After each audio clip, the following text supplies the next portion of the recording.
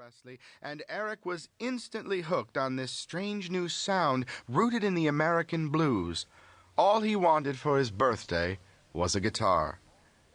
The first rock and roll I ever saw on TV was Jerry Lee Lewis doing Great Balls of Fire, says Eric. It threw me. It was like seeing someone from outer space, and I wanted to go there. He had a bass player playing a Fender Precision, then I said, now that's a guitar. That was the future, and that was what I wanted. Eric persuaded his grandparents to buy him a 14-pound acoustic Spanish Hoya. In my mind's eye, I can see his smile even now on the way home, grins Rose.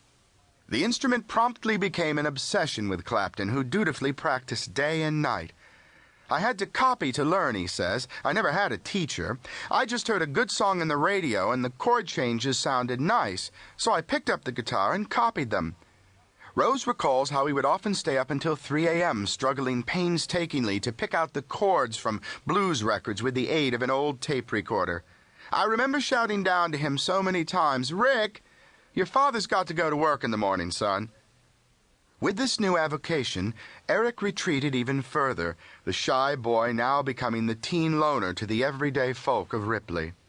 He had the tightest jeans, the longest hair, a dirty face, and eventually he sat alone on the village green playing his guitar to himself, recalls Pullen. Oh yeah, he was certainly the odd one out, all right. Adds Rose. If another boy came up to him as he was sitting on the green, Rick would say, "Hey, listen to this blues guitar." Then he'd try to emulate the sound and the notes every day throughout the summer. As a trade-off to the Claps' purchase of the guitar, Eric agreed to attend Hollyfield Road School in Surbiton, en route to entering the Kingston School of Art 2 years later. The prestigious institution also counted fellow musicians Pete Townsend, Keith Richard, and Ray Davies among its alumni. I didn't have enough certificates, remembers Clapton, but I took a portfolio and they liked what they saw. I got into the art school for 1 year on probation. I told them I wanted to be a commercial artist, so they put me into graphics. After the first couple of weeks, I realized I was in the wrong department, because in the canteen I saw all the blokes with paint all over them and long hair. They were in the fine arts department. I really thought I'd blown it from the word go. A dilemma quickly arose between art and music, with the latter decidedly winning out. Clapton took his guitar to school, where he quickly gained popularity for his lunchtime concerts in the cafeteria. He soon began skipping class and spending time pursuing local record shops or practicing.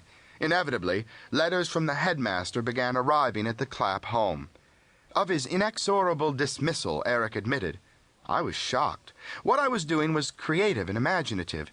Simply because of a lot of distractions, getting into the bohemian beatnik thing and listening to music, I didn't have a big enough portfolio. They booted me out with another bloke, us 2 out of 50, which wasn't too good."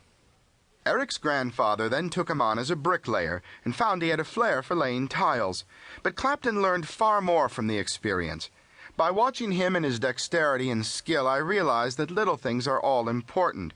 It was magic to watch him work. He could plaster a room in 2 hours, and it was phenomenal, a kind of work of art.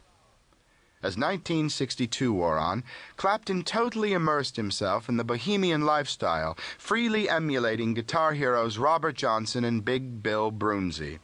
Eventually, he abandoned his day job altogether and took up a hobo-like existence, sleeping on park benches or unceremoniously crashing on people's floors. Finally, he hooked up with the blues guitarist Dave Brock, and the duo landed gigs at various Kingston and Richmond folk clubs and coffee bars. It was early in 1963, though, when Clapton snared his first big break.